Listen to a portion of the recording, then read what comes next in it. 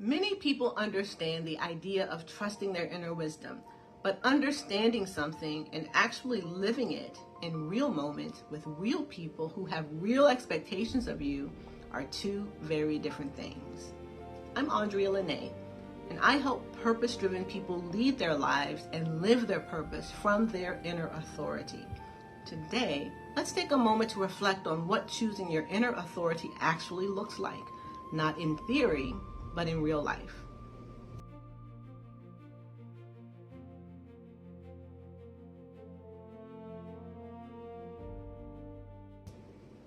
So it was my birthday. My dad had been asking since the previous month what I wanted to do. He and my uncle wanted to take me to Virginia Beach, pay for a nice hotel, treat me to a beautiful Sunday brunch, and spend the day celebrating together. It was a genuinely generous and loving offer, and I appreciated it deeply. But when I became quiet, when I really checked in with myself, I knew I didn't want to go. And not because I didn't love my family, not because I wasn't grateful, but because I knew that what I genuinely needed that day was something very different. I wanted to spend my birthday on my own, in my own energy, reflecting on where I'd been and where this new year was heading. And I wanted to work on my mindset. I simply needed to be with myself without being on anyone else's agenda. So I told my dad, clearly and kindly, thank you, but please don't make those arrangements. I can't commit to it. Later, a friend of mine invited me to dinner, and I thanked her, but said I was spending my birthday on my own. I also had another friend ask the same thing, and my answer was exactly the same. And here's what I want you to notice, because this is the teaching. I didn't feel guilty. I felt certain. And not certain in a rigid way, not certain because I had convinced myself, but certain because when I became honest with myself, I recognized what was true for me. That is what choosing your inner authority looks like. It isn't choosing whatever feels good in the moment. I want to be clear that this isn't about doing whatever you want to do just because you want to do it. This is about becoming quiet enough to recognize your inner authority and then choosing to honor what you know is true for you. Now, I want to acknowledge something because I think it's important. I don't have children, nor do I have dependents who depend on me every day.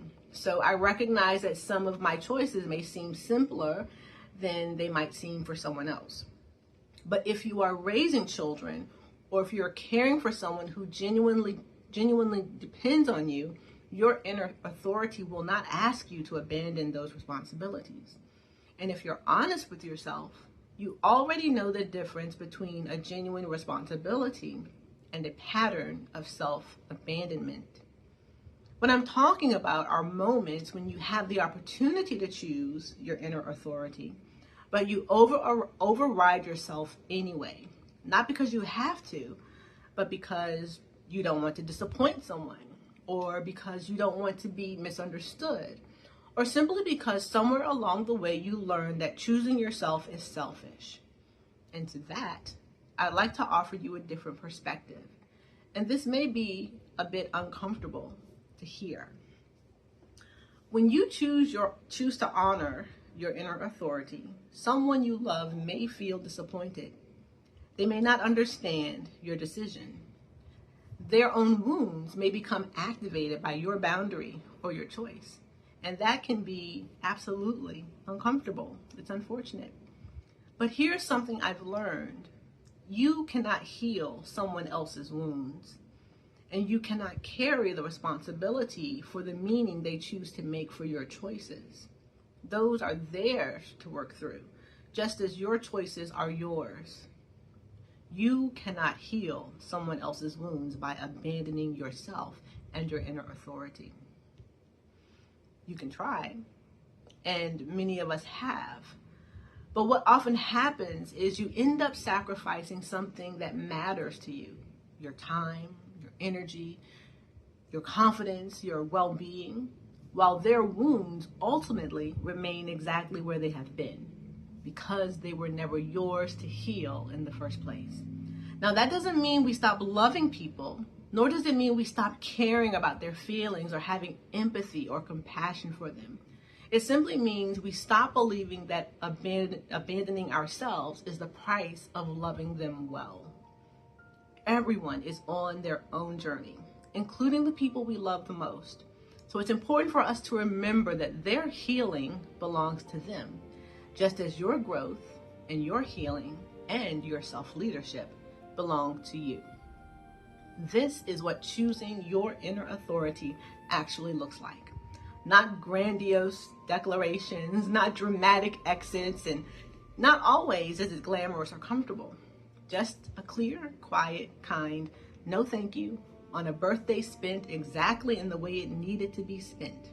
A choice made from the inside out rather than the outside in. And the more you practice this in small, ordinary moments, the easier it becomes in the larger ones. Remember, this is something you practice.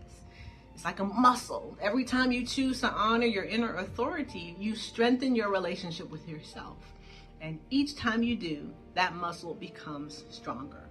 One conscious choice at a time. So this week, I invite you to notice just one moment. A moment when you know internally and what someone else expects of you are not the same.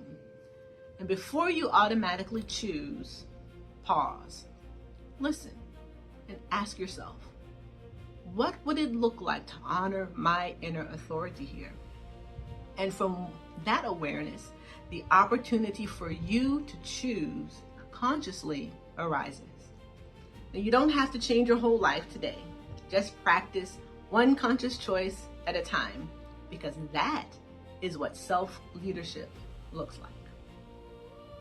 If this resonates and you'd like to explore this work more deeply, I invite you to schedule a complimentary 20-minute clarity call. We'll explore where you may be overriding yourself, reconnect you with your inner authority, and identify one meaningful next step.